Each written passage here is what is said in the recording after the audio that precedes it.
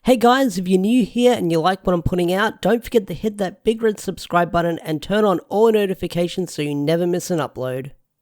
So, Power Rangers issue number 8. I'm kind of lost for words after reading this issue because the big plot twist at the end of this issue made my jaw drop.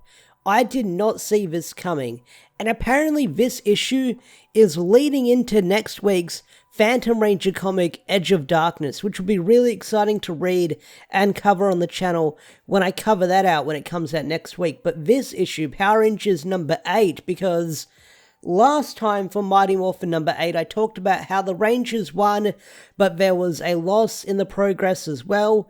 Well, this issue is nothing but losses gained by the Omega Rangers. They did their best to stop the Empyreal from destroying the planet, but their efforts were futile and the planet was blown to smithereens despite their efforts trying to stop the deity or god or whatever the Empyreal actually is. So let's talk about Power Rangers issue number 8. So, if you've been following the Power Ranger comics ever since the final run of Mighty Morphin Power Rangers with that final arc leading into this comic, you kind of know how much of a big deal the Empyreals are.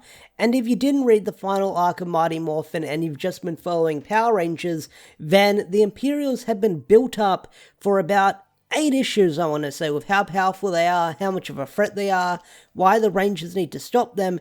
And in this comic, that is shown where the Empyreal was able to blow up a planet like something out of Dragon Ball Z, because the Empyreals are really freaking powerful. Like, someone was asking me in my comment section, where would you power scale the Empyreals? And I'm like, I'm not sure because we haven't seen their full potential, but we got to see a glimpse of their potential in this issue, which we also got to see in Mighty Morphin Power Rangers back in the day. But in this issue, you get to see them nuke a planet with little effort.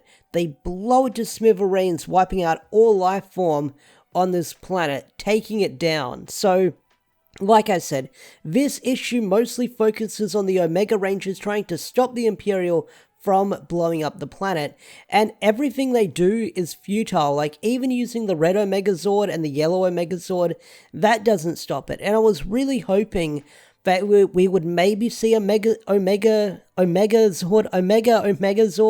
oh, that's a tongueful, a Omega Zord combination, because everyone keeps saying, when are we going to see the Zord combination for the Omega Zords in the comics? And it's been teased, it's been hinted at, and we haven't seen it yet. So I do wonder if it has different combinations, kind of like later Zords in Power Rangers, but we don't know until we see it. But I was hoping we would see something like that in the comic. But even the Zords taking on this deity one-on-one, it did nothing, where Jason and Trini blasted it with everything they've got, and it just stood there and took it and said, it's been a while since I've felt pain like that. So the Empyreals, like I keep saying, they're really freaking strong. Now, I want to praise the artist for this issue, Francesco Mortantino. He did an awesome job drawing this issue. And not only that, the colors and the texture for this issue really pops out as well, because this issue is just one big space battle going on with destruction, dark skies,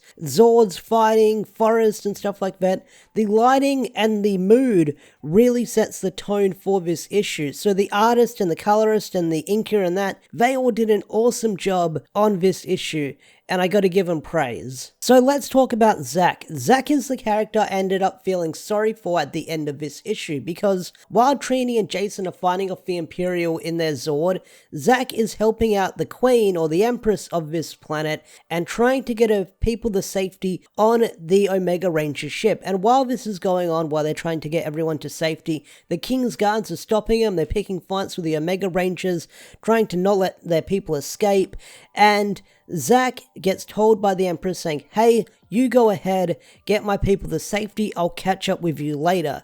And at the end of the issue, the Queen doesn't make it, and Zack is lost for words. And usually Zack makes a lighthearted joke, which we kind of learnt this about Zack in the Necessary Evil arc, where Zack gives a pep talk to Adam saying, hey, I get scared and stuff, I'm not as strong as Jason and Trini most of the time, but I like cracking jokes and making a few jokes here and there because that always makes me feel better. It takes the edge off. And in this issue, Zack barely cracks any jokes. He barely makes any wise talk, and it shows how emotionally shook that Zack is that he wasn't able to save the Queen. He wanted to save her, but he couldn't. And even Draken notices that Zack had feelings for this Queen, that he wasn't able to save her, and she was left behind to get blown up with the people that they couldn't save on their planet. So Zack is kind of in an emotional wreck that he lost someone that he kind of cared about and he wasn't able to save. But not only that, the king is seen trying to escape and make it to the ship, and as the doors are closing, Zack just looks at him and walks away. And Draken says to Zack saying, "Hey, I thought I saw something in the trees. Did you see something?" And Zack replies with, "No, I saw nothing." So Zack kind of murdered someone, which we kind of dealt with a couple of issues ago on the planet Onyx. So the Rangers, the Omega Rangers, they're kind of bending their moral code and going against what they normally don't do.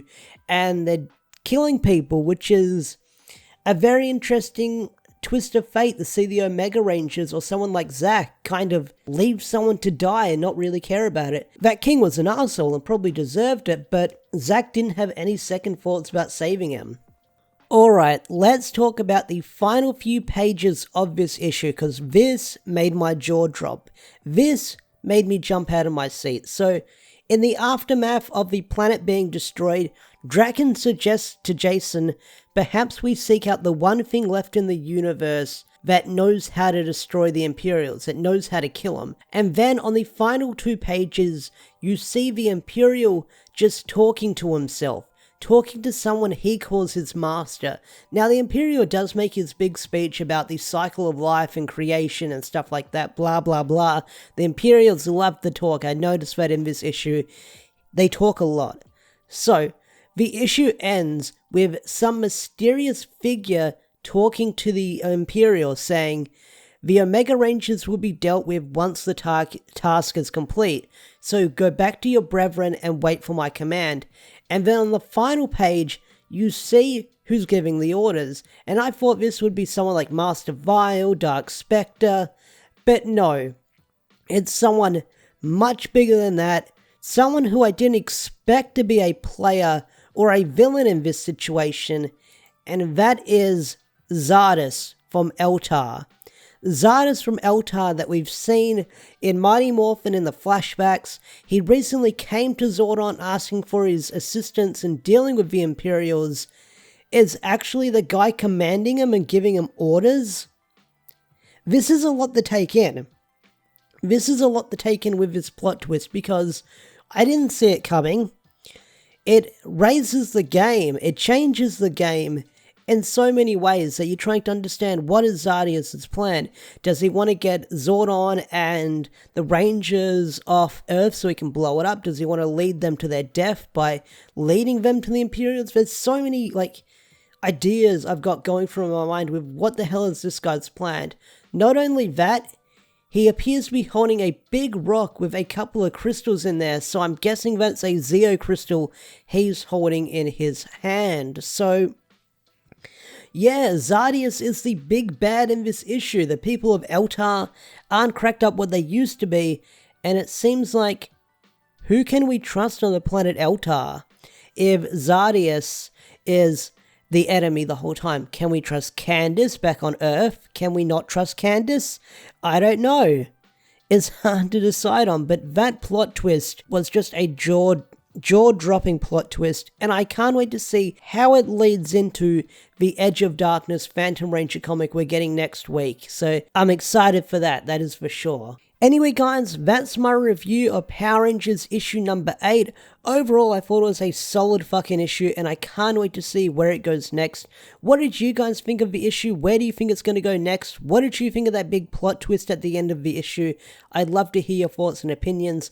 With that said, I'm going to close off this video. If you enjoyed this video, hit that like button, subscribe to the channel if you're new, and don't forget to turn on all notifications. Special thanks to all the members such as Swagger4. If you want to get your name shouted out like Swagger4 over here, become a Zord tier member or higher for special perks on the channel and stuff like that. With that said, I'm going to end this video now. Have a wonderful day or night, and I'll see you guys in the next video. Thanks for watching.